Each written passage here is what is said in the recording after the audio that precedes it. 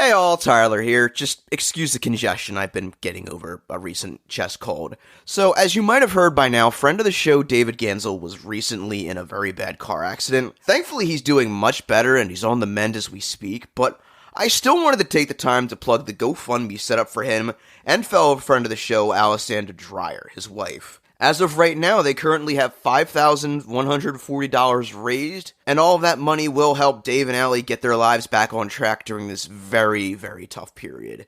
Again, any little bit helps. Hell, even just sharing is good enough. So, anyway, on with the show.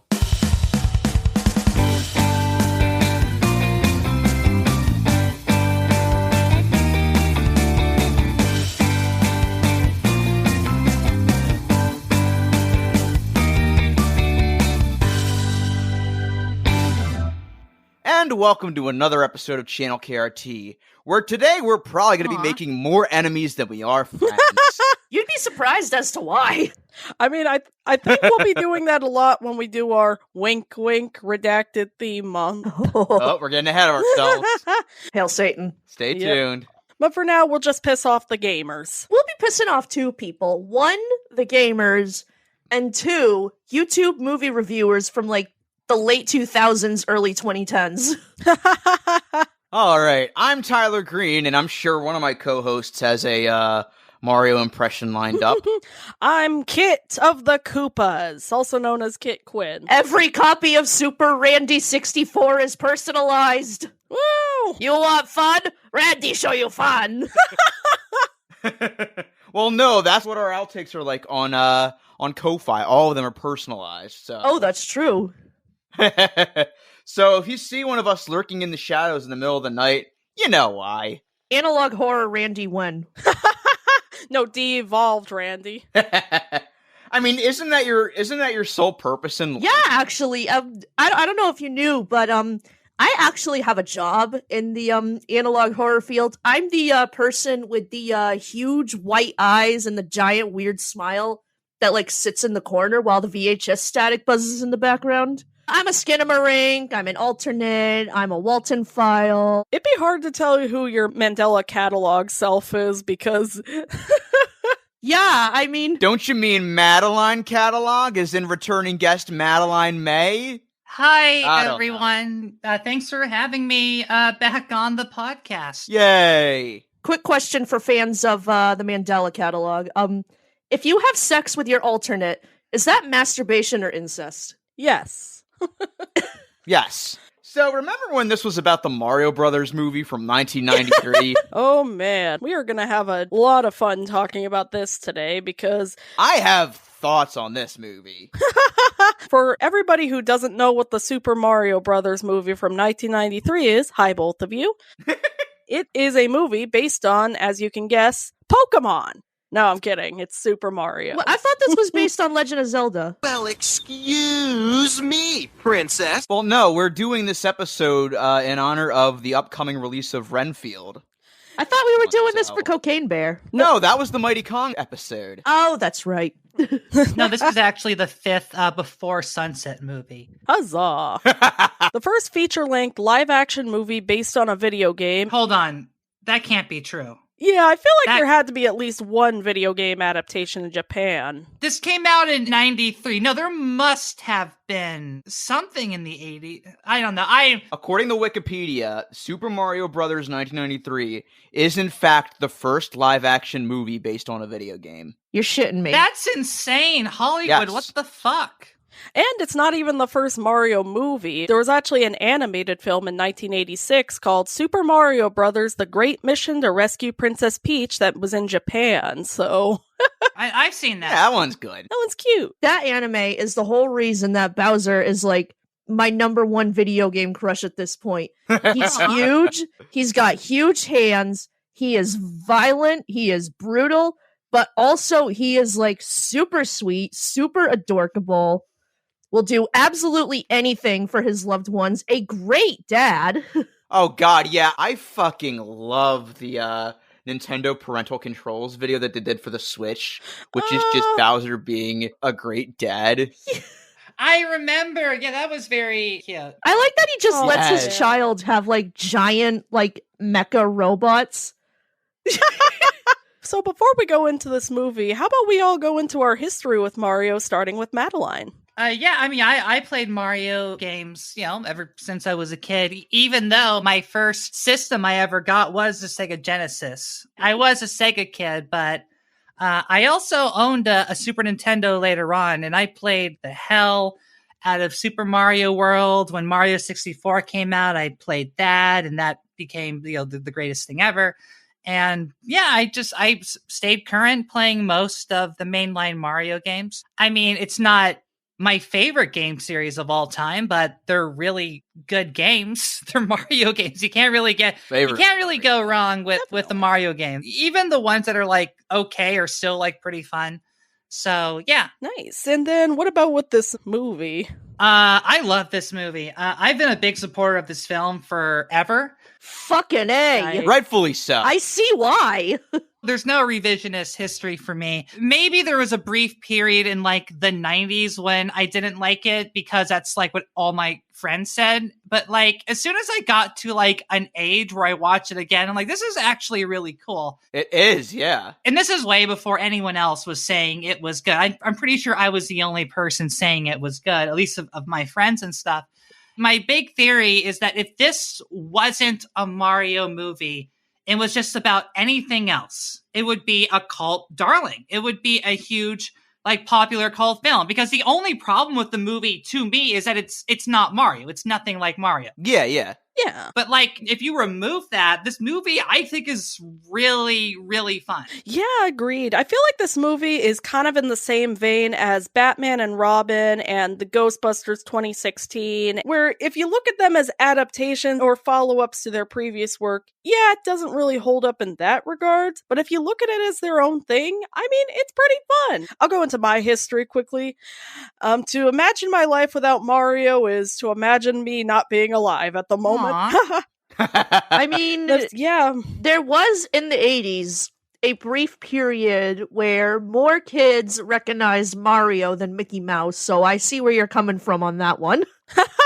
Most kids' memories of Mickey Mouse were either Mousercise, Disneyland, or those shorts we reviewed several months ago. Yeah, so I can kind of see why the widespread video game character would be a lot more popular than the corporate mouse. Absolutely. So yeah, going back to that, I remember my very first memories of playing Mario games being in an arcade. I remember when I first got a Game Boy, I remember playing I don't remember what my specific first Mario game was, but I remember by the time we got a Wii back in 2009, we got a ton of Mario games because my brother and I were going through hyperfixations for it. Aww. We got a DVD for the Super Mario Brothers Super Show. We were just obsessed, man, and I went through huge phases of just being obsessed with Super Mario Galaxy, Super Mario Odyssey. I still don't own a Nintendo Switch, but I have managed to play through all of Odyssey. I love it that much. Kit, let me stop you right there. Odyssey is an S-tier fucking I game. still want a Switch! Yes. Send me money for a Switch! I want to play Mario Odyssey so fucking bad! God, yes. It's so fucking good. I want to play it so bad. No, Odyssey's really good. I think my favorite are still the Galaxy games. Oh my god. yeah. When I get into my history, I'm going to rave about that real quick. The Galaxy games are amazing. You know what? I replayed Mario Sunshine when they did that All-Star collection. Yeah, I did too. The Switch, and I'm like, this game was made by a sadist. This game is like the main like story missions are fine, but there are some like levels where it's like you just hate people, and there are points where I'm like, I would never even try. Like, it's not fun to try and beat this level. Getting 100% this game seems like a prison torture of some kind. Like, it's awful. I'm in the same boat as you, Madeline, because when I played that game for the first time in 15 years, that was the moment I realized my love for that game was solely just because of its aesthetics and not because of gameplay. Because god damn, that game is impossible. I think the water mechanic, it is legitimately fun, but there are some levels, like, I remember there's a bonus level where you have to do this insane thing to even get to the level, and the level itself is impossible. And when you die, oh god, yes, you have to do the thing to get back to the level that was impossible. Oh, and I'm God. like, why would anyone do this? This is like not fun. I've only ever played Sunshine through basic mitosis, going through playthroughs and helping my brother through levels, and he was visibly frustrated with it. So, Oh my God. I've never played Sunshine before, been wanting to play it, but after hearing all that, maybe I'm better off. I think it's still worth playing. Just watch the playthroughs, Randy. No, Just I think it's still fun. Like, I think a lot of the mainline stuff is fun. There are just a couple of parts in the game where it's like, why would you make it like this? Like, why would you do this? Oh man, that's me with Undertale. Like, I love the entire world of the game. I love the characters. But for some reason, I just can't get through the game because I find it so hard to do any of the genocide run. I think they changed that, but yeah. See also Cuphead. I have beaten Cuphead and the DLC. How? Teach me. I'm a capital GAY gamer, you know, so like, I'm sorry, I do take performance enhancing drugs for gaming. It's called estrogen. If you really want to get better, like, that's what you gotta do. Give me the estrogen. Skyrim is pissing. I've been playing a lot of Skyrim lately. If you've ever wanted to hear me make noises that sound very much like that angry German kid video, just watch me play Skyrim. Oh wait, I actually just remembered what my first Mario game was. It was Super Mario 64. Goated! Yes. Yeah, I'm really excited for the movie next month. It looks amazing. Going to this movie, for years I kind of avoided it just because I was such a big Mario fan, and I feel like there's a good chance, similar to the Mighty Kong, I might have rented it when I was younger, and I'm kind of glad I didn't because I feel like at that age it would have traumatized me so bad, so I'm kind of glad I'm discovering it as an adult instead. Completely divorced from all the reviews of it and learning more about everything about it. Yeah, it's a pretty good movie. Like, again, it's not a great adaptation, though I do think it does have some fun callbacks to the games. It's overall a fun little movie, and if it was its own thing, again, I think it could have done a lot better. I'm gonna debate you on the little movie thing because some of the pyrotechnics and effects and stunt work I saw in that movie made me think there's no way that they didn't pull a Vic Morrow John Landis here. Oh, God. Oh, no. Randy, no. I'm just saying, like, some of those fire scenes, I'm like, how the fuck did anyone, like, not get killed here? Funny enough, apparently this movie was one of the very first things to use Autodesk Flame. Huh. Wow. And it innovated a lot of filmmaking techniques now considered pivotal to the transition from practical to digital visual effects, according to Wikipedia, but still. Yeah. So yeah, looking at it as an adult, I'll have a lot to say about this movie, and admittedly it does have a few flaws even as a movie in its own right, but overall, I had a good time with it. It was fun. Absolutely. Getting into my history real quick. So, my first exposure to Mario proper wasn't by playing any of the games, it was the fucking Got Milk commercial. Yes. Where Mario jumps out of the TV and grabs the milk. Oh my god, I love that one. Mom. Come on, Mario. Come on, Mario, jump! Don't give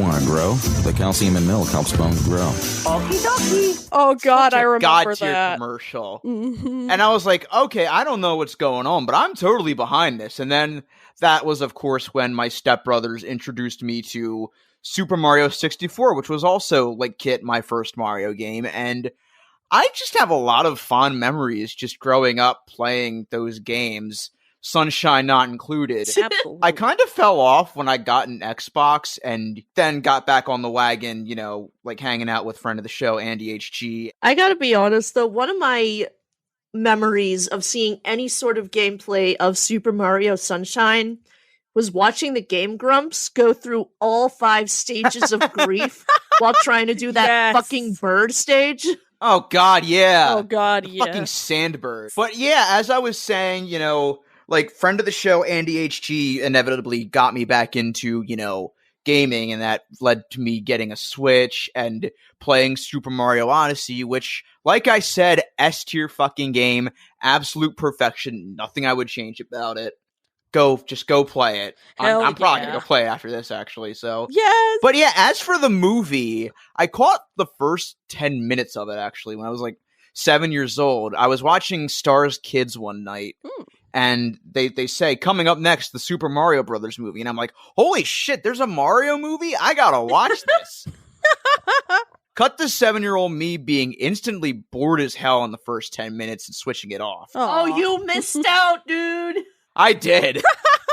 In all fairness, the first half of this movie is slow as shit. Yeah. Until they get to the Dino world.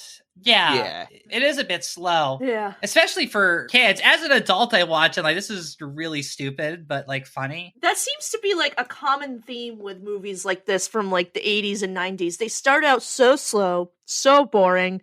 Then you get to the meat of it, and holy shit!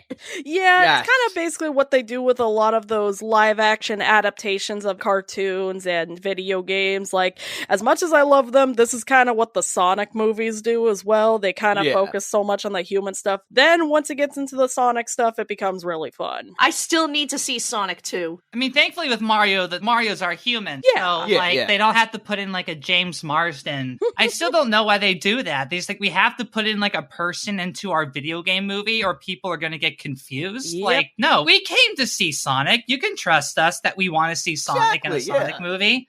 I will say, I do not think that any other movie should be bullied into changing a major part of its assets and being delayed because people on the internet got mad. But the Sonic movie is the one case where that was necessary. Because I'm telling you right now, the change in Sonic's design saved that movie so fucking hard because it turned out to be a fun movie. I had a good time watching it. I would have never watched it if it was that weird Jumanji monkey thing staring at me the whole time. So, Randy, what you're saying is the animator's trauma was worth it. This one time, and that's it. No. That is it. No other time. Oh no. Well, maybe if the studio never meddled in the design in the first place, we wouldn't have had to do this. Yeah. Yeah, a producer had to have come up with that. There's definitely an executive somewhere that's like, the original Sonic design, it's too cartoony, it's too cutesy. We need you to make a more realistic / human looking hedgehog. And they forced this kind of creation because, like, I don't think an artist or an animator would make this on purpose. I hope the lesson that, the Hollywood industry got out of the Sonic movie is less meddling. Exactly. Yeah. Oh my god, the executive who approved the original Sonic design probably also approves all the live-action Disney designs. I want to have hope for the Little Mermaid. I really do. We should get back on track. Yes. So, Randy, your relationship. Oh, man. I have quite a few Mario stories from my childhood. The first one being, I was at my cousin's house once for a party. They were playing Ocarina of Time. My aunt saw me, being kind of sad that I couldn't play because, Ocarina of Time is not really a let the little kids have a turn at it game. Yeah. So it turns out they had an NES, and she put me in the room, and right before I wanted to play Legend of Zelda and played the original NES one, the first one I played was, I remember it was Super Mario 3.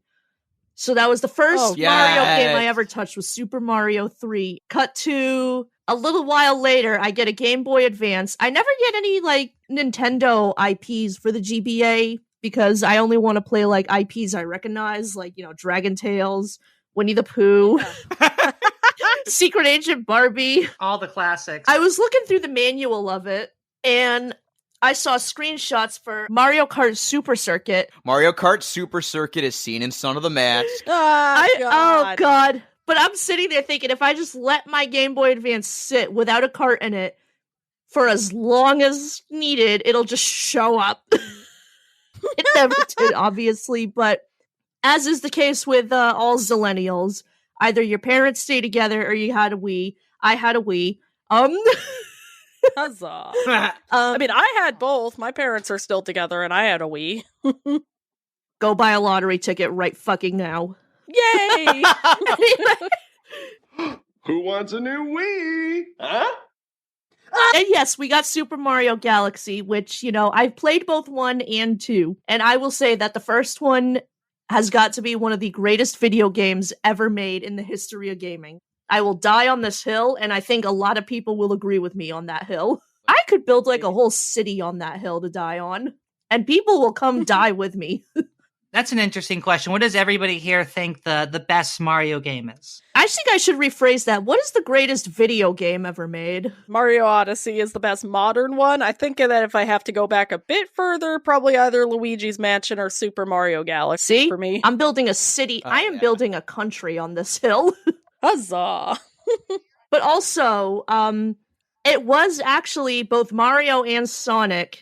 Mostly Sonic, to be honest. I am a Sonic preferer. That really gave me a hyperfixation on, like, classic gaming. When I was 12, a teacher at a school program I went to, because she knew I was super into classic gaming, had a Nintendo 64 with Mario 64 that she gave me, and I played the shit out of that.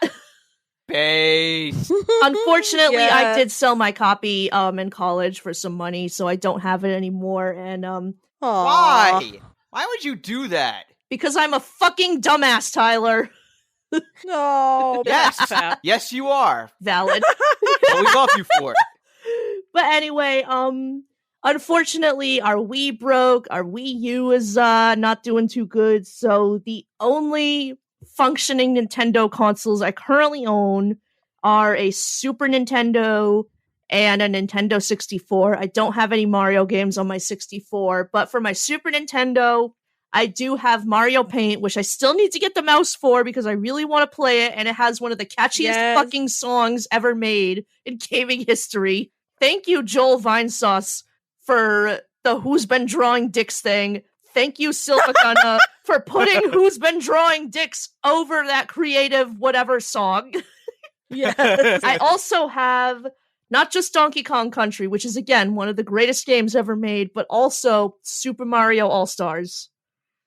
Yes. Oh. Now, unfortunately, with me and Mario, I fucking suck at 2D Mario games. In fact, Mario Maker is quite literally the bane of my existence because I am convinced that game was made by sadists. I did also have New Super Mario Brothers on the DS, the original, so, goated. Anyway.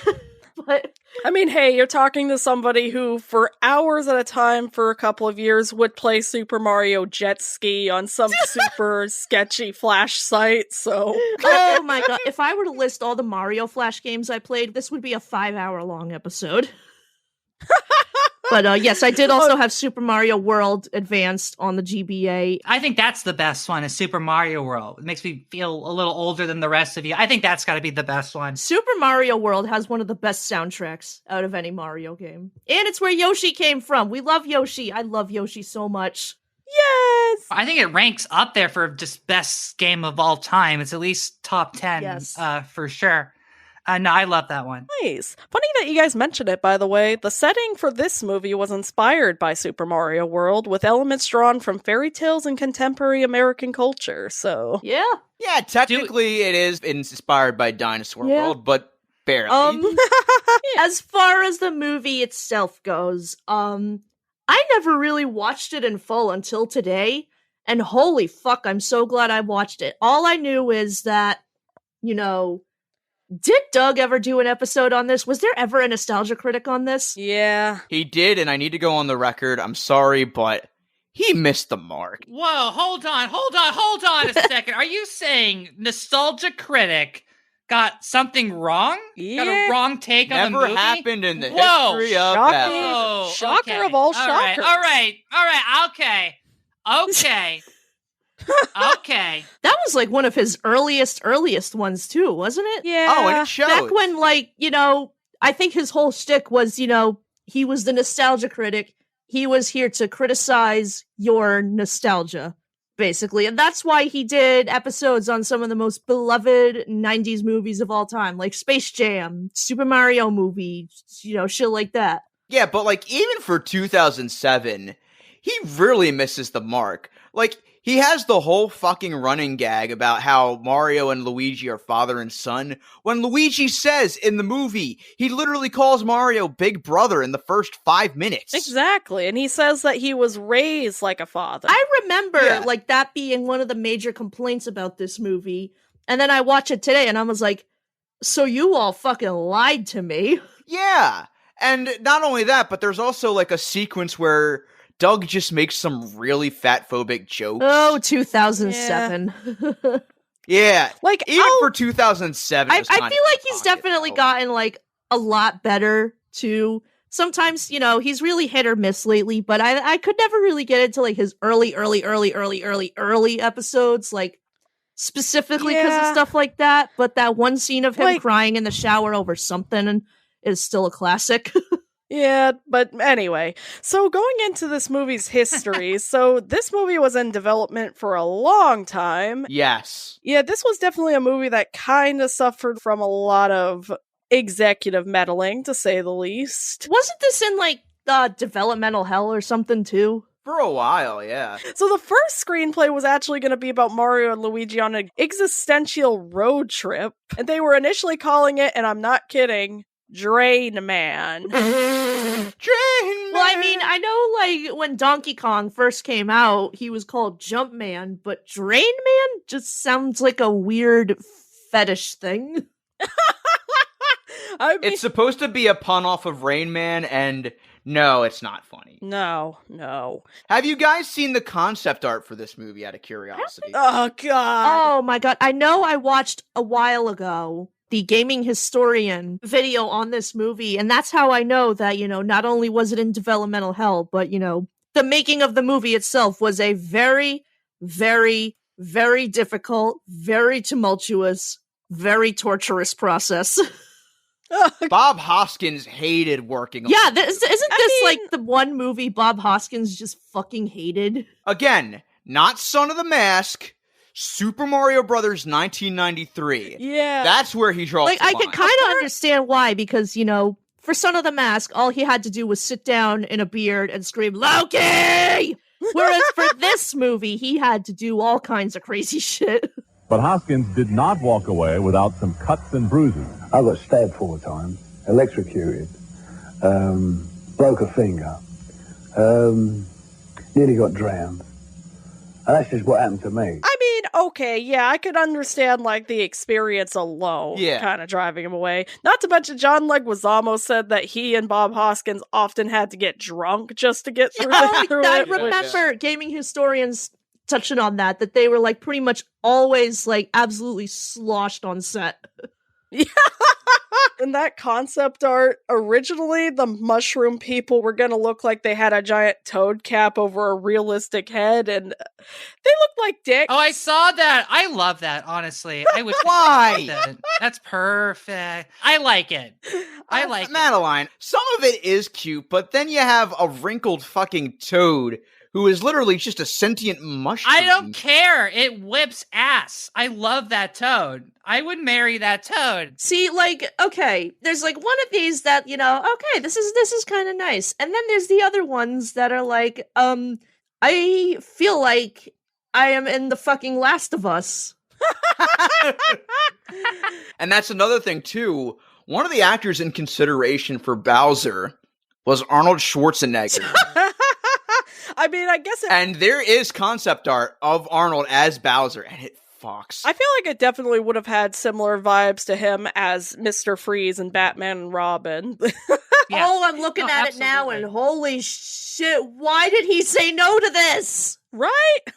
Maybe he was thinking this was going to be another stop where my mom will shoot situation, and he tricked, like, Stallone into doing it. Man, they could have really stayed on track on keeping Bowser one of the sexiest fucking video game villains alive, but no. Are you saying Dennis Hopper isn't sexy? That's King Koopa? Yeah, Randy, what the fuck? Not really. God, you are a pig. Yeah, not really my type. Speaking of other people who were consideration for roles in the movie, so for Mario, of all people, Dustin Hoffman was in consideration. Huh. Yeah. And to rub salt into the wound, they asked Danny DeVito to play Mario. Oh, that would have been great. Come on. And he passed for some twisted reason, he passed. Danny!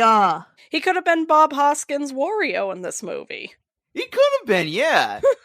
I was going to say, like, no, we're talking like Bob Hoskins doesn't knock it out of the park as Mario, and he totally does. Oh, absolutely. I love his performance as Mario here. I'll say this. Losing Danny DeVito as Mario was worth it just so we could at least have Bob Hoskins as Mario. Absolutely. Like, on the one hand, I feel like the direction they gave Bob Hoskins was, hey, you know that thing you did in Roger Rabbit? Do it, but like a little more Bronx Italian American.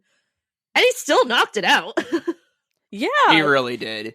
He definitely had a lot of his energy playing Eddie in this movie, and I think that it really translated well. I mean, that's probably why they got him, was because of that role. Like, hey, you did Brooklyn, and Who Framed Roger Rabbit? Do Brooklyn here. I'm just saying, Bob Hoskins' New York American accent is so fucking good that when I watched like a behind the scenes video on Roger Rabbit and he started talking with a British accent, I was like, what? Are you shitting me? No, yeah, he's like a British Shakespearean actor, and it's so crazy to me. Absolutely. And he's not just from fucking New York. I know. To the point where it sounds wrong to me when I hear him speaking in his normal fucking accent. For more than 10 years, there's been peace. Everyone to his own patch. We've all had it sweet. I've done every single one of you favours in the past. I've put money in all your pockets. I've treated you lot well, even when you was out of order, right? Well, now there's been an eruption. I'm like, no, you're from New York. Talk like it. And John Leguizamo was really good as Luigi as well. I thought he did a really good job bringing Luigi to life, especially given that Luigi, I know he definitely had a personality, but it hadn't really been fully defined because they were still kind of like, yeah, he's Mario's twin, and we're more focused on Mario, so. Around this time, they were just starting to finally graduate out of Luigi only existing to be a player too. Yeah. It sucks that the actors playing Mario who aren't Charles Martinet are either dead, aka Bob Hoskins and Captain Lou Albano, or they're dead to me as people, a certain Christopher Michael Pratt. Star-Lord doesn't count. He's an entirely different entity. You know what? I'm about to start saying Mario's an entirely different entity too. I will say this, not only does the movie look really good, he's actually gotten a lot better, which I hate to give him credit for anything, but my preconceptions on his performance, I'm fully willing to admit that I was incorrect. Yeah.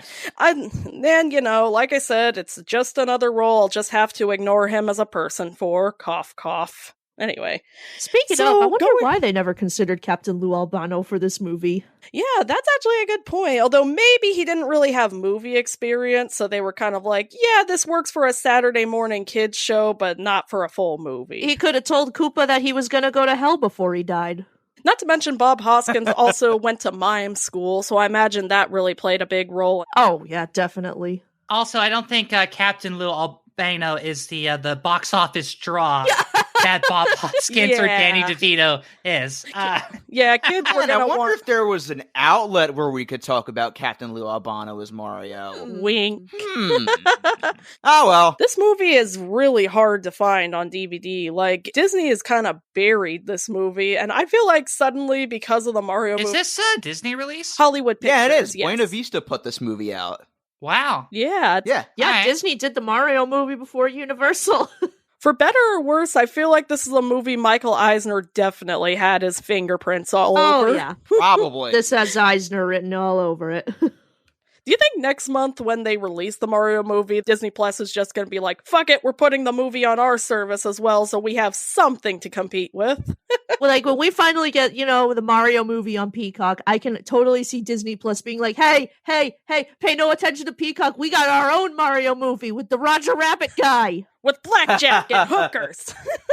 Yeah, that about wraps up my preconceptions, if y'all are ready. I'm ready. Yeah, I'm ready. Oh, man, so... We spent, most of this time either talking about how goated all the Mario games we played are, or how goated this movie is, and how goated Bob Hoskins is. Absolutely. Rest in peace, That this was just us, raving about, just Mario in general. This is fucking Mario. So this movie opens with, I accidentally turned on the dinosaur adventure movie from Dingo. The one where they go...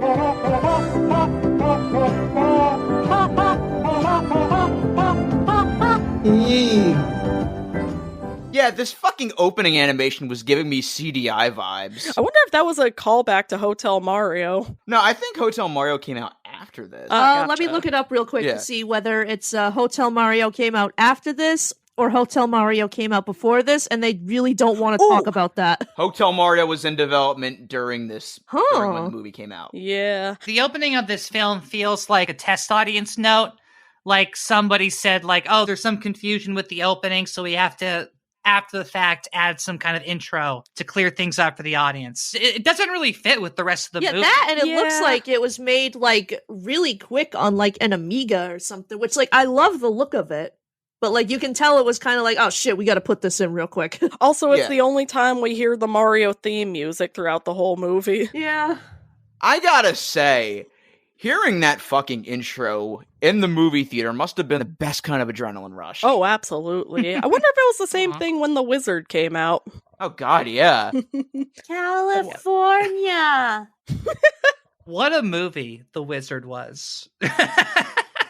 And then we cut to another flashback sequence. Yeah, they speed through explaining the world like, what if the dinosaurs weren't all destroyed? What if the impact of that meteorite created a parallel dimension where the dinosaurs continue to thrive and evolve into intelligent, vicious, aggressive beings? It's like, dude, slow down. Oh, and there's also a kid who's part dinosaur. Oh, wait, hang on. She drops off a dinosaur child at a Catholic nunnery. Doesn't that kind of like go against everything they stand for? Nobody's gonna question why a baby hatches out of an egg, no. Do you think they have Catholicism in a Dino world, that it reached down that far? What, Dinotholicism? I guess they would literally worship rafters. I hate that. I hate that It's so more- much. Also, I'm just finding this out, but Samantha Mathis, who played Daisy in the movie, later went on to be the vice president of SAG-AFTRA from 2015 to 2019. Oh, wow. So she was a fucking trade union leader. Wow, that's amazing. Fucking queen, yeah. And she is really good as Daisy in this movie. Actually, I was trying to figure out who, obviously she was Daisy, and then with Danielle, I was like, who would she be? And then I realized, oh, she might be Pauline in this movie. Yeah, why didn't they call her Pauline in this? It made more sense. Yeah. Oh yeah, we forgot to mention that Dan Castellaneta is the one doing the narration in the intro. That's right. I mean, it's such a random choice. It makes me feel like the film originally opened with the mother giving the egg to the nunnery, and it must have been like a studio note or something to add this scene like way later. Oh, by the way, fun fact. So, like, the Bronx 20 years ago, back in that movie was like, the 70s. If this movie were made today, the Bronx 20 years ago would be 2003. Feel old yet? Oh, man. Enjoy your quarter life crisis, audience. Speaking of 2003, it's fascinating that Koopa Towers are the Twin Towers. Oh, I will get into that. We'll get to that. I will get into We'll get to that. Very, I very really fun. had to bite my tongue when that scene happened. I had to really make sure that you guys saw that for yourselves. Funny. It's very funny. Also, when it cuts to Mario and Luigi's apartment, on the television, there's like this conspiracy show playing about there's another dimension out there that may have dinosaurs. Yeah, they're playing like fucking Ripley's Believe It or Not on the television. In the Jonathan Frank show, he's like, did you know that dinosaurs are alive and they live underground in our city? It's like, the egg should have told you that, my dude. That is crazy that, like, the nuns didn't, like, either, like, worship Daisy as, like, their new god, or, like, burn it as a sign of the devil because she came out of it. Or, like, start screaming and puking because a human baby came out of a giant egg, like any normal person would. Like, I don't know why the nuns are like, we have to keep this secret. Like, no, this feels like it's something you're supposed to tell God or your fucking bishop or some shit. Or the I don't fucking know. Pope. Yes! I can see this being something that's like sealed away in the Vatican records. They never tell Daisy like, hey, you were born from an egg. Don't worry about it. They just said, oh, we're not gonna. It's It's all whatever. There's some crazy shit in the Vatican archives. I would totally believe you if you told me that was a part of it. And so in this movie, Mario and Luigi's plumbing business is being driven out of business by Anthony Scapelli's construction company. Hey, Scapelli! I think they're already barely existing as it is. The Spicoli is just icing on the really bad cake for them. Yeah. We ain't going broke, Mario. We're already there. Hey, Scapelli, you drive a business into the ground. Mario, Luigi, Scapelli, Tony Soprano. We're Italian. No, you gotta sound more Brooklyn like this. This movie is Italian excellence. It is. Hell yeah. And also it cuts to Daisy, who is a dinosaur bones expert, and she is digging for bones underneath the Brooklyn Bridge. There's just something about them that I feel such a connection with. She just rips off her skin. Do you think Daisy ever went to get an X-ray done? The doctor's like, "Well, here's your problem. It looks like you got fucking dinosaur bones in you." So while I was watching this, they say well, it means that a meteorite hit here a long time ago, and well, we think it could be what destroyed all the dinosaurs. Wow, there were dinosaurs in Brooklyn? And here I am thinking this must have been, before they discovered the actual asteroid crater in the Yucatan Peninsula, the Chicxulub crater. So right now, I actually just went on Wikipedia to see when they discovered that crater in Mexico. It was discovered in the 70s. This was made after they found where the actual asteroid that killed the dinosaurs landed. No, I actually know why they did that. It's because no one cares. That's true. Nobody wants to set the movie in wherever the fuck the real meteor was.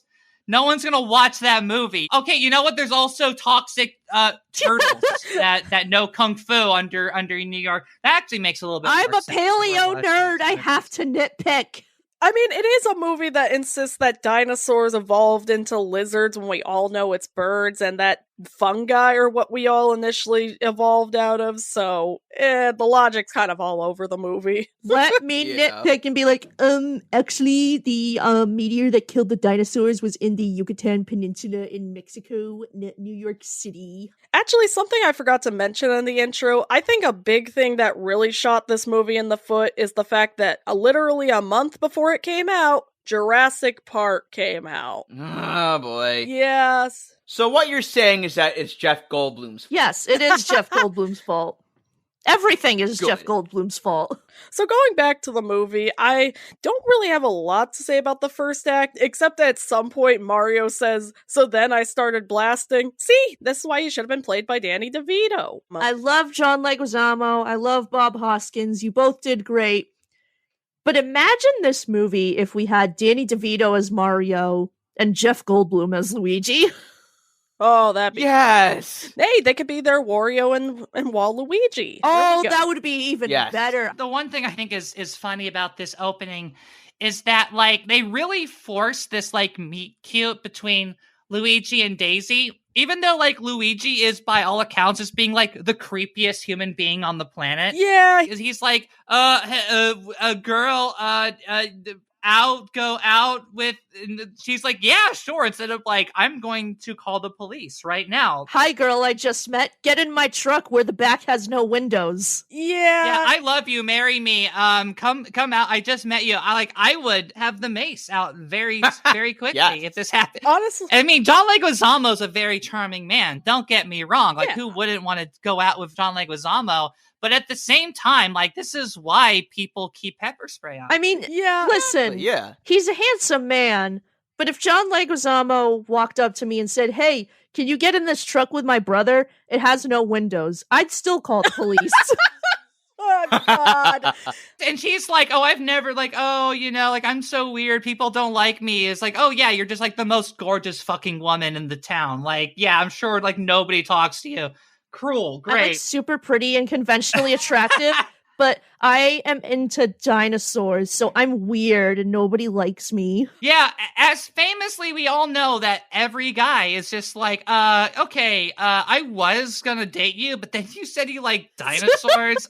No, thank you.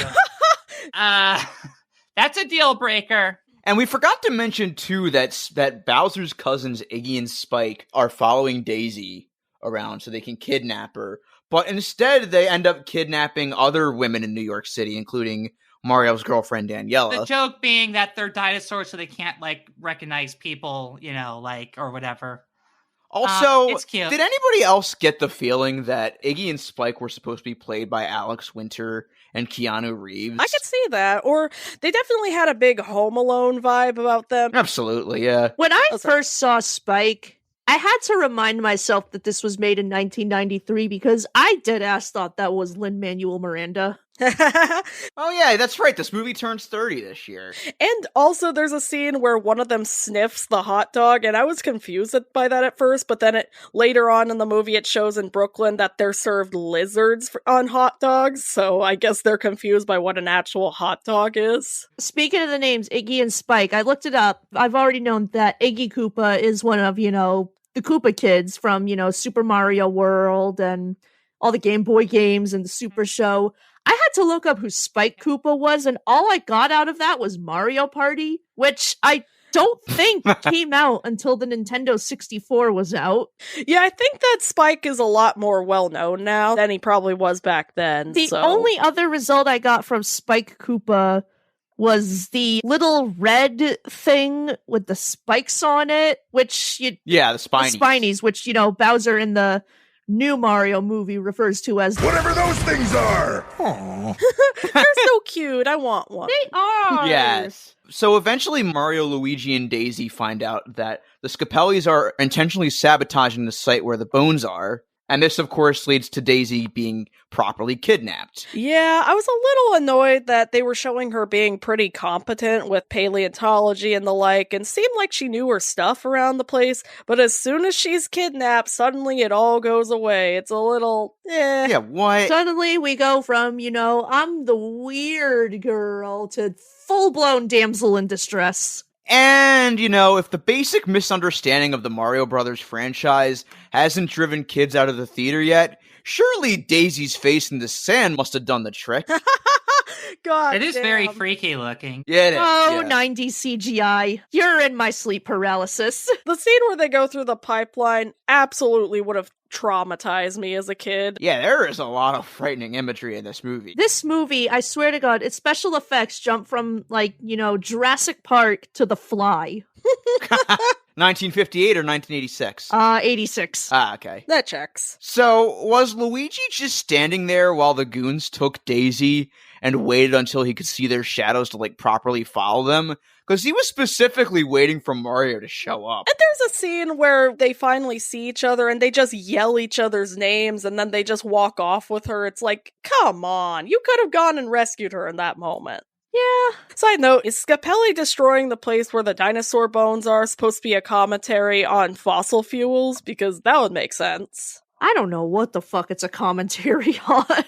No, it's predatory real estate. There we go. Where's the fucking, taco commercial, little girl? Why not both? No, it literally is a play that these people that build these skyscraper buildings always destroy, important landscapes and environmental things, including paleontology sites, indigenous sites. Yeah, that's what it's talking about. Friendly reminder that they found the graves of slaves underneath the World Trade Center. Ugh, God. But anyway, apparently it's not enough for this movie to be a damsel in distress movie. It also has to be a MacGuffin movie because Daisy has this necklace around her neck that she's had ever since she was a baby. That is a piece of the dinosaur killing meteor. And apparently, if you put this piece back, it's gonna fuse together the normal universe and the dinosaur universe. So we got a damsel in distress and we got a MacGuffin. So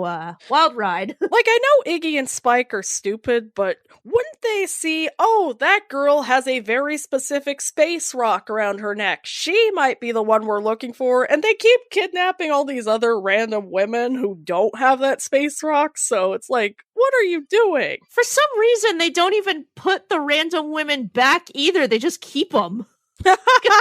And so then we cut to Dinohattan, and I noticed that when they were panning over the city, I think that there was a Thwomp reference. Oh, there was a ton of like fun little references to the games in there. Oh, yes. Yeah, it was a Thwomp Subway, I think. That's or something right. like that. The Bullet Bill shop, too. Also, the taxi cab had Wiggler on it. Yes. Yes. This movie also needed like Bob Hoskins' giant head saying, "Begin typing now." Again, how can people hate this movie with a set design that is truly as incredible as this? It was. And I also love that the rats in this universe are basically just tiny dinosaurs. That was adorable. Just the little compies. Aww. The gag that really got me was the dinosaur mother that was walking an egg in a stroller.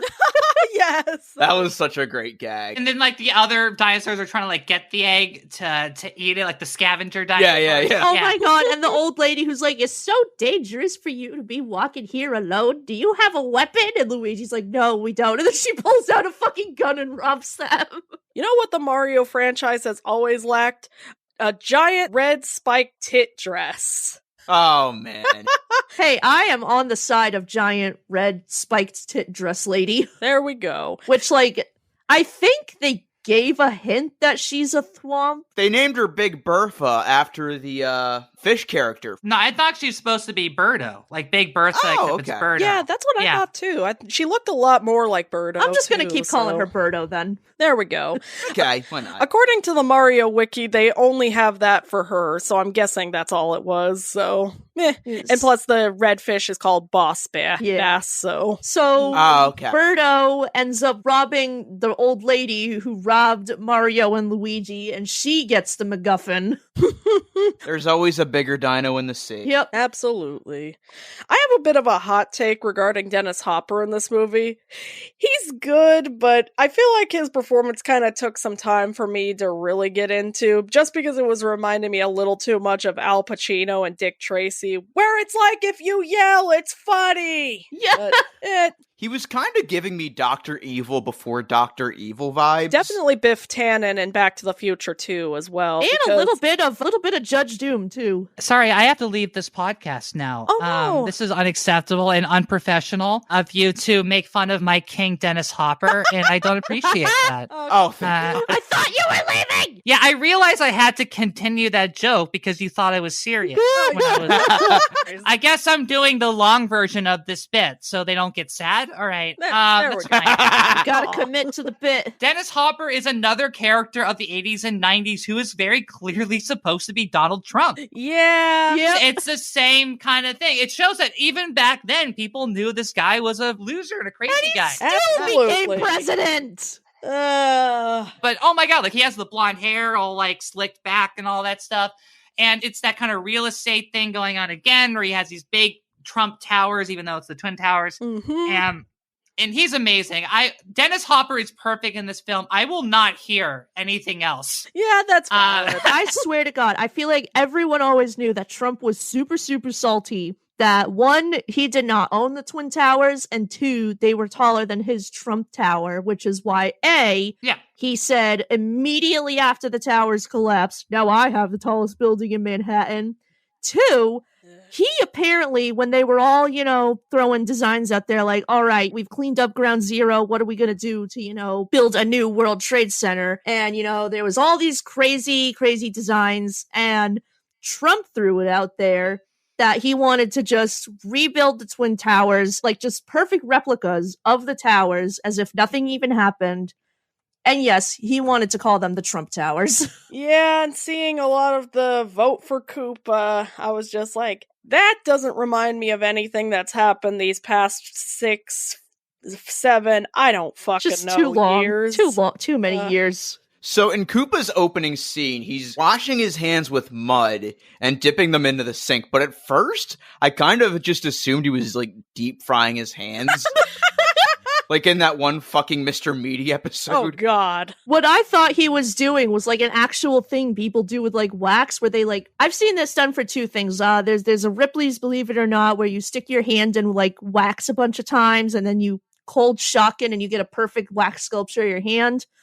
Oh, one of the resin ones. Yeah. Then there was another thing that one of a family friend had where you stick your hand in the wax, again and again and again, and then you peel it off, and holy shit, my hands are so soft now. That's what I thought he was doing, either one of those things. So he often washes his hands because if even a single bit of the mushrooms touch him, then he'll turn back into one, apparently, which... Wait, what are you talking about with the fungus? I need this explained to me. Oh, I could be misreading it, but wasn't he washing his hands a lot in the movie because he couldn't touch the fungus for some reason? No, he's just a neat freak. Oh, right, yeah. No, he just has the Howard Hughes thing where it's like, because he's so much better than other people, he has to keep clean. And they talk about how the water is dirty, that they don't have clean water in the dinosaur world, so that's why it's all happening. That makes sense. Imagine an endless supply of food, clean air, water. And what are we stuck with?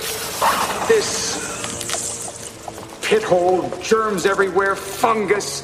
I know there's a lot of scenes where they have to, like, defungus, people. And what I thought that was like, someone in charge of this movie obviously did own a reptile or an amphibian. Because if there's one thing I know about, fish, reptiles, amphibians, any, like, herpetology animals or whatever, fungus is bad news for them. Actually, maybe he shouldn't be compared to Trump because he actually washes his hands, unlike that fucker.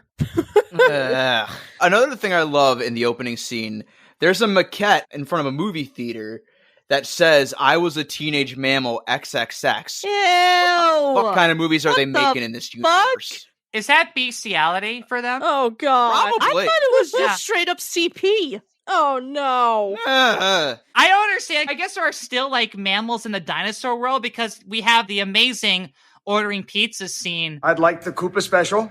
Pterodactyl tail on that? Yes. Dino, lizard, hold the mammal, no worms, and spicy. So I guess they're eating mammals down there. I don't know where they are. Yeah, how does But they're eating mammals. I mean, I guess it's supposed to be the universe where, dinosaurs evolved into humanoids only because they got their chance to do that, and the mammals, because, back when the dinosaurs were around, the mammals were prey. Do we see a mammal, like even a rat in this movie? Nope, just compies. Also, I love Mojo Nixon in this movie as Toad. Oh, he's great, yeah. Mm-hmm. He gets 5 minutes of screen time, and he's far in between one of the best parts of this movie. Mm-hmm. He reminded me a lot of the singers in the subway station in the Raimi Spider-Man movies. Like, he just had that delightful vibe to him, and I love how A-cab he is. Yes. That was just amazing. All Koopas are bastards. The song he was singing was basically Ignorance is Based. There we go. Mm-hmm. That kind of just reminds me that whole scene of, like, the cops coming in to arrest them because they're plumbers. I like how much this movie, like, utilizes them as plumbers to, like, solve all the problems and, like, the things that come their way. I really thought that was funny and also, like, kind of clever. Yeah. Because, like, if you're not going to do a full Mario Brothers thing where they're jumping and stuff, like, the other ways you go, well, they are just plumbers from Brooklyn, so you have them do things and put them in situations where being, like, a plumber would be helpful. This movie gives plumbers the respect they deserve, basically. Yes. Absolutely, yeah. There we go. So, the scene where Toad gets turned into a Goomba, is that where Soundgarden got the idea for the Black Hole Sun music video? Oh, God, that... Captain Lou Albano tried to tell you, why didn't you watch the Super Mario Brothers Super Show? We tried to tell you. He was right. If you're not watching the Super Mario Bros. Super Show, you're gonna turn into a Goomba. What was going on in that chamber looked like a fucking mix between that and a fucking Prodigy music video. Oh, God, yeah. That absolutely would have traumatized me as a kid as well. Also, I can get behind a lot in this movie, but even I think the Goomba design in this movie is stupid as fuck. Yeah. That's yeah. Why did you make them look like that? I think it's charming. I think they're cute. It would have been fine, I think, if they had just, called them Koopas, because, Koopas are, Koopas. I think there are Koopas along, because not every Goomba has the same shaped head. Maybe those are the Koopas, yeah. They also show characters who have, like, really tiny dinosaur heads, and that got a huge laugh out of me. It reminded me a lot of... That's what I'm talking those gotta about. be the Koopas. It reminded me of the scene in Muppets 2011 when they shrink Jack Black's head. It just looks hilarious. Here we are now, Peanuts. When Mario and Luigi are trying to escape the prison, was that guy who was on the bridge and like the big, I forgot what it was called, like the big gray suit, was that supposed to be a Shy Guy? Sure, why not? Probably. Yeah, I could see it. I don't know. There was like this weird scene. I'm getting a little ahead, but there was this scene where there was like some sort of like BDSM gimp mask. I figured like that was that's right. That might have been it, yeah. Oh, yeah. That's what it was, yeah. Just straight up BDSM outfits, and that's not even getting to the club scene later on. Oh, yeah, we gotta get to the car chase. Oh, yeah. The car chase that ends with the massive explosion. With Alan Silvestri's wacky music playing in the background, this is cinema. Okay, I have a hot take here. I love Alan Silvestri's music in this movie. Yeah. Again, the only problem with it is that it's not the Mario music. But if this isn't a Mario movie, like the music's like really fun and catchy. I like his music in this film. Agreed. But it's not set for action sequences like this. Yeah. Well, the movie is good. No. It works perfectly because this is a comedy. Like, that's a ridiculous scene. So, like, you want that kind of fun, like, chase music going on because there's all these explosions. The cars themselves look weird, like there's all this tech stuff going on. No, I think the music works really well for this film. Yeah. Also, if this doesn't become Mario Kart DLC in the next wave, heads are gonna fucking roll. I mean, technically it predicted Mario Kart Double Dash. There we go. Or Mario Jet Ski. Yeah. I don't know. Also, when Daisy finds the other women who were kidnapped, and then suddenly Koopa's girlfriend, what was her name? Lena, I think? Lena. And then they're all like, Princess Daisy. You're so misguided. And then Lena's like, which one of you is the princess? Couldn't one of them have just lied? Yeah. Why did Daisy specifically step forward? I was like, that's how you're gonna get yourself killed. Also, Kit, you can still play Jet Ski Mario on Miniclip. Oh, nice. Hell yeah. Yeah. Time to give my computer viruses. Yay! Also, this is where we get introduced to Yoshi, and I gotta say, this animatronic is incredible. He is adorable. Yeah, I love it. Yoshi is baby. I know people gripe about that's not what Yoshi looks like. It's too realistic. Nothing looks like anything in Mario. Like that, we have to move on. Look, that's the movie does not look like Mario. We have to just go forward. To everyone whining about that, fuck you. He's adorable. He's a baby. They did a really good job with like that puppetry or whatever. He looks really good even today. I think I've like seen some stuff about that animatronic, and that is like gotta be one of the most advanced movie practical animatronics like ever made. Absolutely. Especially for the early 90s. Like, wow. Also, Koopa puts Iggy and Spike into the machine to make them smart for once, and I'm like, why didn't you do that before? Maybe because once they become intelligent, they immediately turn on Koopa. True. Something to think about. Yeah. Once they're smart, they're like, oh, why are we listening to King Koopa? Why do you think Trump relies so much on dumbasses? Oh, God. It's like his horrible children. His horrible children, his yes men, his cult. I propose that we turn him and his entire cult and entire family into mushrooms. Sounds like a plan. Oh, yes. That's what's going to happen to all the January 6th insurrectioners, hopefully. Yeah. You're going to turn into a Goomba. Also, at one point during the car chase scene, Luigi's like, that tunnel just sneezed us out, and then this giant booger caught us in there. That's what saved us. Oh, come on! See, this is why I don't get why this movie is disliked. It has lines like that. One of my favorite lines from the movie, too, is when Mario and Luigi are trying to get to Daisy later on in the movie, and Mario yells at Luigi, Stop fiddling with the fungus and let's get out of here! You can tell these scriptwriters were having a good time with this movie. Luigi's character is like entirely vibe based in this film, which is really fun. Like he is kind of like a himbo in a lot of ways, like Luigi Himbo. He's just like, hey, I'm just gonna do what I feel, and it's gonna work out. I will say, when they get to the desert, I was very disappointed at the lack of dry bones and angry suns. Yeah, no power-up stars either. One thing I forgot to mention earlier is during the prison escape scene, Koopa's like, give me that Devo gun. And I was like, we can't escape from Mark Mothersbaugh even in movies he isn't in. Well, at least it wasn't a whip. Agreed. Or daring to be stupid. Or those fucking Doritos dip commercials that I can't get away from. I mean, that gun is literally what Devo was talking about in, like, all of their songs. This is the most accurate way to use the word Devo is this movie. Yeah. There we go. The evolution. So eventually Daisy is captured and she's sent to prison along with Yoshi. And good God, I hate Lena. She did not have to stab Yoshi like that. Exactly. He's just a little baby. She is a fun villain, though. Like, you do love to hate her in this movie. Everyone's fucking turning against Koopa. I will say, spoilers, her death was satisfying. Very graphic, too. That fucking skeleton of her on the wall definitely freaked me out as a child, for sure.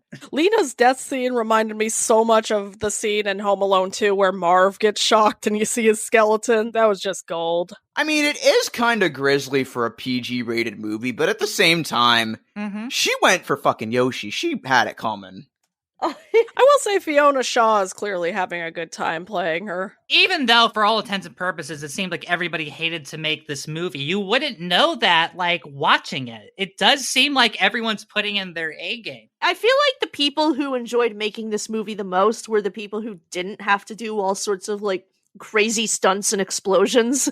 Well, Bob Hoskins hates the film. Like, he's been on the record that he completely hates the movie. Absolutely. So, and his experience doing it. Yeah. Again, Son of the Mask, totally okay. This movie, worst thing he's ever done. Make it make sense. So, Iggy and Spike catch up with the brothers, and they decide eventually to work together to dethrone King Koopa.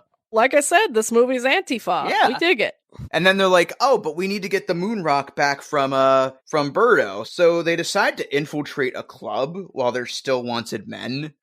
And I gotta say, the outfits they're wearing are just serving. Hell yeah. Although, they're gonna be recognized one way or the other. Like, just because they're not in Plumber. They do get recognized, like, immediately. Yeah. It's not a good plan. Yeah. Oh yeah, true.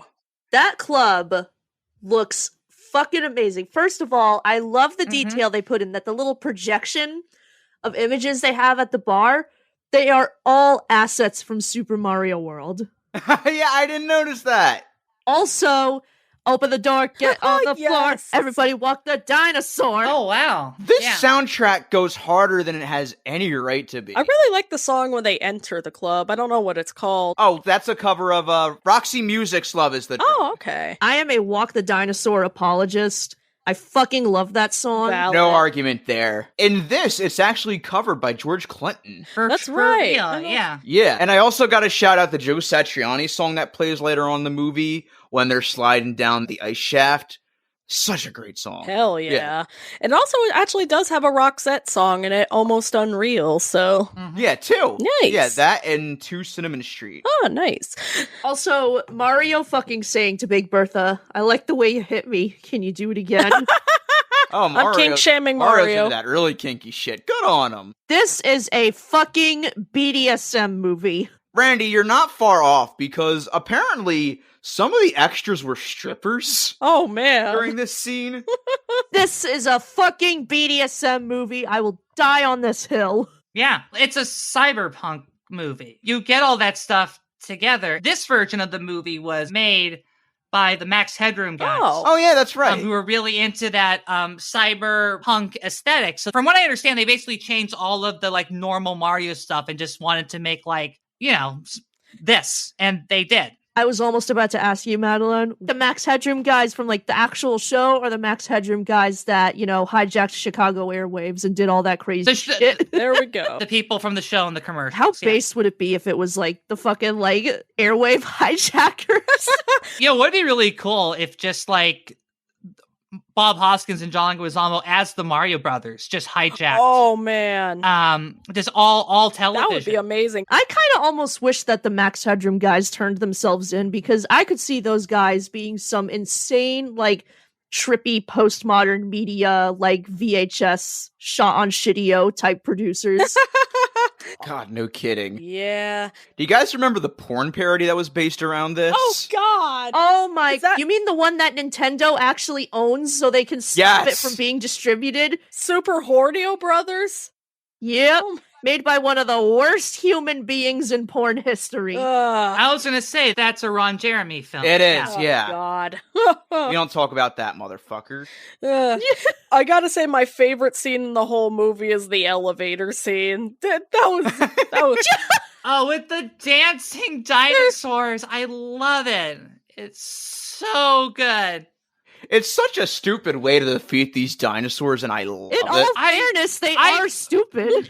This movie runs entirely on just shutting your brain off. Absolutely. I love it. Perfect. And I love the dinosaurs respond to music, and it's beautiful. And they all dance with each other. It's so sweet. Okay? It's a spiritual moment. Exactly. It's beautiful. It shows Dinohattan coming together to fight Koopa. Now, if you ask me, they should have sung Hooked on a Feeling. There we go. So here's what I'm gonna do. I'm gonna play Waltz of the Flowers for a bearded dragon and see what happens. And then also, I love the scene where Toad comes in to give Daisy food and she's just like trying to distract him. And in that moment, I'm just like, I don't buy that she wants to fuck Luigi. She wants to fuck Toad in that moment. Oh no. She's a monster fucker. Valid. He does have that harmonica there we go. around his neck, which is amazing. I do love that I detail. did think it was so sweet that, after she said she was a vegetarian and asked for steamed vegetables, he actually brings her that. Oh, so sweet. I know. That was adorable. I still am annoyed at this movie's underuse of Mojo Nixon, because as the Dead Milkman once said, if you don't have Mojo Nixon, your movie could use some fixin'. But this is an exception, so... I just got a question about the ice sliding race.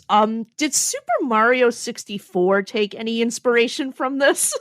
No. Because the whole time I was watching... it's a very quick answer I can give. No. Definitely not. Because I just gotta say, the whole time I'm watching them slide down, that ice tube, all I can hear is that fucking Super Mario 64 slide song. I'm sorry. To answer your question, this didn't invent the sliding to get away from enemies scene. That's an old film staple. That looked like fun. See, I hope the new Mario movie takes some sort of inspiration from that and just does that, but with, a giant penguin. Oh my god, yes. This movie should have also had just penguins wandering around Dinohattan. So penguins were around in the prehistoric era, and this was around the Ice Age. This was kind of after the dinosaurs, but there was a 5'2" penguin that existed at one point. Nice. I love them. Also, we forgot to mention the reveal of who Daisy's father is, and it turns out he was the original king of the kingdom before Koopa took over it, and he's been turned into fungus. David Cronenberg style. It was. Mm-hmm. I legit felt queasy looking at that at first. Good God. I had an easier time watching The End of the Fly than this. That looked like something Screaming Mad George would design, and I was like, holy shit, they went hard with that. Nasty. Also, the scene where she's trying to introduce Luigi and Mario to her dad, I was just like, why aren't you guys just screaming in agony? Why isn't she screaming? If I found out my father was that, I don't think I could ever be the same after this. She's just normal, hey, by the way, this is my dad. He's a disgusting blob of fungus. My Father the Fungus, Wednesdays on ABC. I did get a laugh out of how Koopa was like, you always wanted to be everywhere? Well, now you are. It's like, god damn. Just bringing up straight up body horror into this Mario movie. Well, to be fair, the de-evolution / evolution machine is already kind of body horror. Could you imagine how painful that's gotta be? Absolutely. Also, when it first looks like the gun is working and Mario and Koopa get transported back to Brooklyn, they show the Twin Towers again. Boy, do they show them. They become the Koopa Towers, yeah. I was watching a documentary about Alex Jones, And, the guy who's like, those guys will do anything to make a buck. That's pretty much what Alex Jones was saying as he was reporting on it before the towers even collapsed. Oh, man. Yeah. Also, another favorite scene of mine in the movie is when Koopa just turns Scapelli into a monkey. Say it with me, everyone. Of course. Oh, wait, no, wrong movie. Wait, hang on. No, wait, I know what you're thinking of. Say it with me, everybody. The big-lipped alligator. Wait, hang on.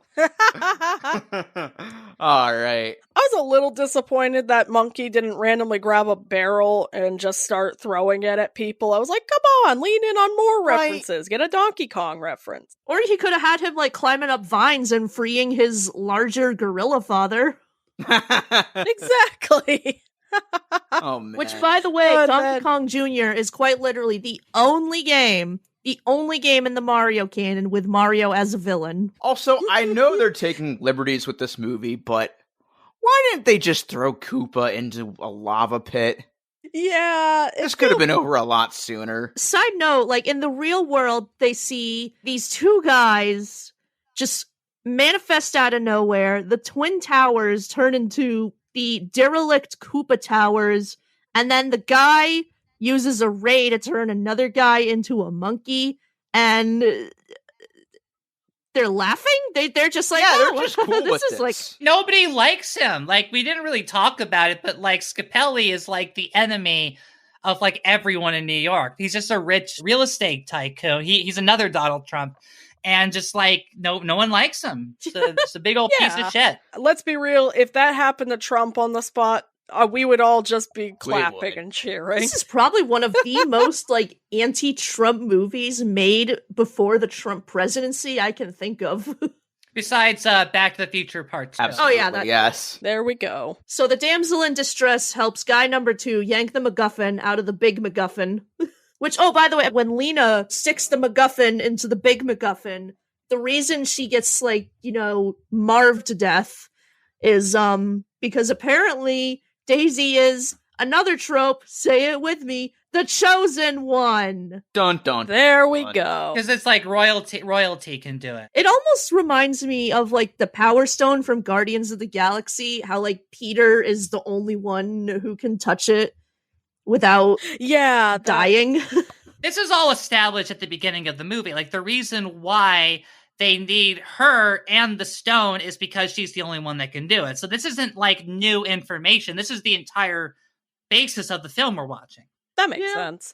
And then also the way that they defeat Koopa is that he starts devolving into a T-Rex at first, and I kind of both hate and love the effects during it. It's kind of dated, but it also looks really cool. It was reminding me a lot of the scene in Freaked where they turned that guy into a dinosaur. Oh yeah, that's right. I do like that while they're de-evolving him, they do actually, get the amphibian fish thing that initially crawled out of the water, and then he just turns into fucking, Nickelodeon slime. He turned into Freddy as FR07. They do kind of the Ghostbusters finish, right? They had the two big guns, and they fry the bad guy. It's kind of the Ghostbusters ending. And instead of marshmallows, he turns into flubber. Mm-hmm. Also, this movie has a very infamous ending. One of the very first cliffhanger endings of any movie that... Oh, wait, before you go on, if they're watching the news...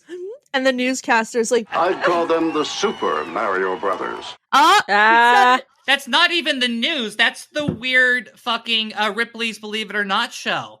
Just talking about it. Well, either way, we get quintessential, as Peter Griffin said it best. He said it. Also, before that, Luigi is kind of a dick about Daisy wanting to stay back home and actually get to meet her father. He loves her. It's beautiful. It's a love story. She wants to meet her father for the first time. God damn, let her take care of her people. Look, it's young love. Luigi's he's dumb. Let's not worry about it, okay? Well, this is why we don't catch feelings on the first date and the first rescue while you're in distress and the first MacGuffin.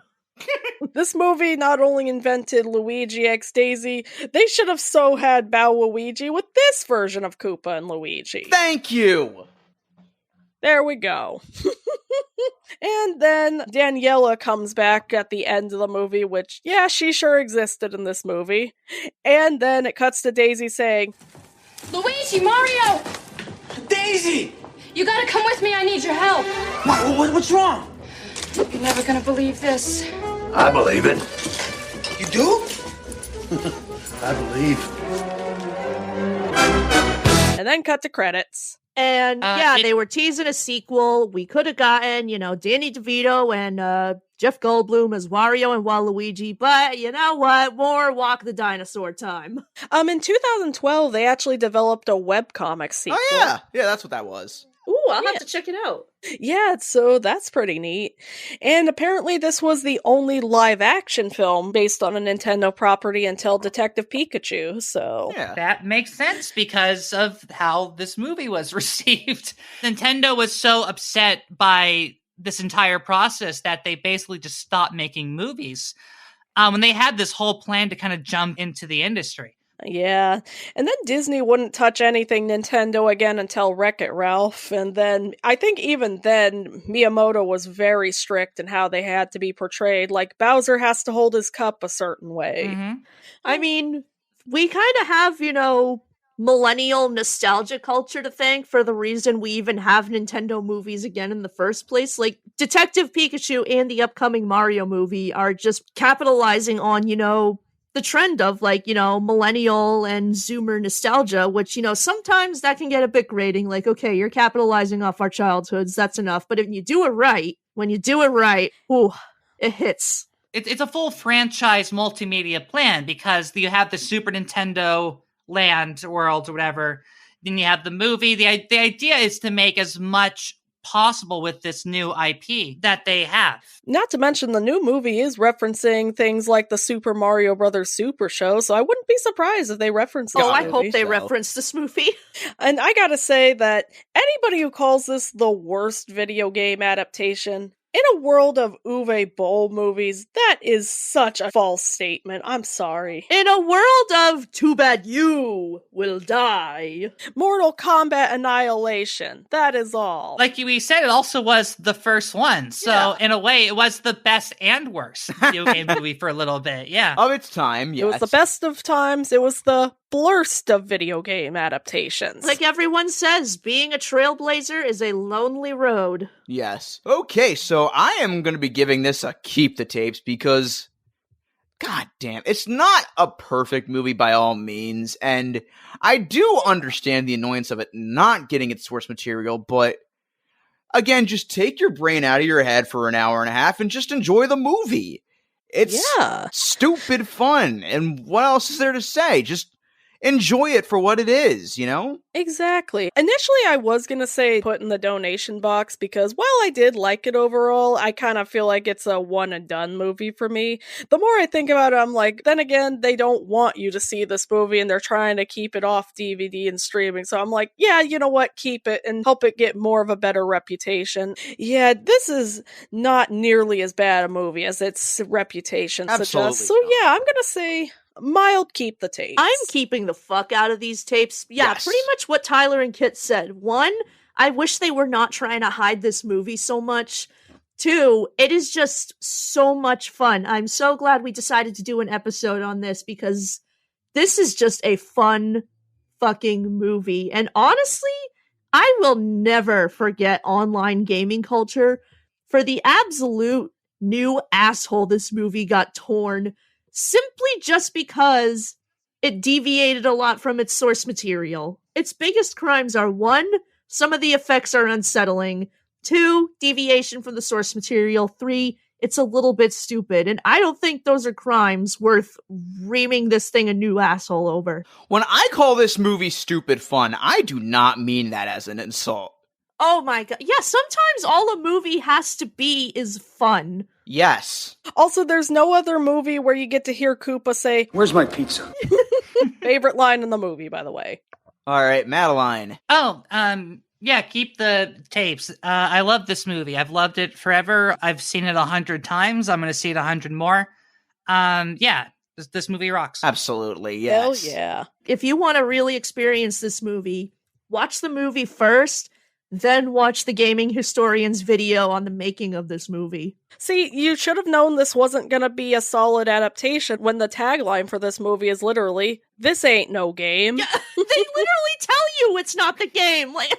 Exactly. All right. So thank you so much for joining us again, Madeline. It was a lot of fun having you back. Yeah, this was great. Thanks for having me. This was fun. Yeah, no problem. Is there anything you want to plug? I just started a YouTube channel. Yes. I'm getting into video essay business, I guess. And it's been fun. I'm working on the second video right now, but my first video on my channel is out. It's a video essay on the internet cartoon Hell of a Boss. And it's about how I'm not too into certain aspects, and I do kind of a critical analysis of the show as well. But the response has been pretty positive. People seem to really like it. So, it's Madeline Maye. Yeah. I have seen the video, by the way. It's great, and... Oh, thank you. Follow me on Twitter if you want, at Friendly Cat Wife. Those are the best ways to see my stuff. Cool. You can find me on Cosmic Rewind, replace the E with the 3 on both YouTube and Twitter. Go watch the Mario movie when it comes out. It's going to be great. I have high hopes. I know I'm going to be seeing it when it comes out. And go watch this movie too, and the gaming historian video on the production of it. You will not regret it. You can watch it for free online. That's all I'm going to say. It is free online through very safe, non-piracy means. Because you're not going to find it on any streaming service, wink, that's wink. for sure. Wink, wink. Wink. You can also find me on MuppetVision_3D on Twitter, where I'm going to hopefully start posting art soon. You can also find me on MuppetVision3D on Letterboxd, where I post a lot of movie reviews, and I usually like to save my reviews of our KRT topics until after the review goes up, just because I don't want to give away what I thought of it. I'll definitely be saving this one for after the episode goes up, because I'm like, I want people to be surprised. And like I said, go see the Mario movie next month. It looks amazing, although where is my IHOP tie-in? All right, and as for me, you can find me on the usual spots. Tyler FG on Twitter, Tyler FG96 on Instagram. You can find the show on Twitter at channel_KRT, Channel KRT Podcast, all one word, on Instagram. We also have our Discord server and our Facebook group, which you can find in the link tree in our Twitter bio. And if you want to help support us, you can also check us out on Patreon and Ko-Fi. On Patreon, we have exclusive minisodes, outtakes, and episodes of this very podcast at its earliest convenience, be it a work in progress or the finished episode. Meanwhile, on Ko-Fi, we also have the exclusive minisodes and outtakes, but you can buy those for $5 a pop. Or if you just want to donate whatever you can to us, you can also just do that. And of course, thank you so much to our pals Bennett Ballard, Tony Goldmark, and Chris Reyna for pledging to us the $10 level. And one more thing before we go. As you might have heard on the new episode of Escape from Walt Disney, we have a brand new theme month coming up. That's right. All throughout the month of April, the holiest of all months, we are going to be talking about things that are very unholy. That's right, Christian children's media. I am very happy to announce Channel KRT's Unholy Month, where all through April we'll be talking about the best and worst, but mostly the worst, that Christian children's media has to offer. So stay tuned for that. Channel KRT, open the door, get on the floor, everybody walk the dinosaur. Swing your arms from side to side, da-da-da-da, da-da, Mario. da-da. Hi, this is Toad from the Mario games. You should check out the new Mario movie starring me, Toad! And don't forget to go to Super Mario Land! Despite popular belief, we do not share a kitchen with the Panda Express! I'm Captain Lou Albano talking to you about drugs. Kids, don't be afraid to say no. Anyone that asks you to use drugs is not your friend. Drugs can and will kill. Remember, don't be afraid to turn to your priest, your rabbi, your minister, your moms, your dads, your teachers, because drugs can kill. And if you do drugs, you go to hell before you die. Please.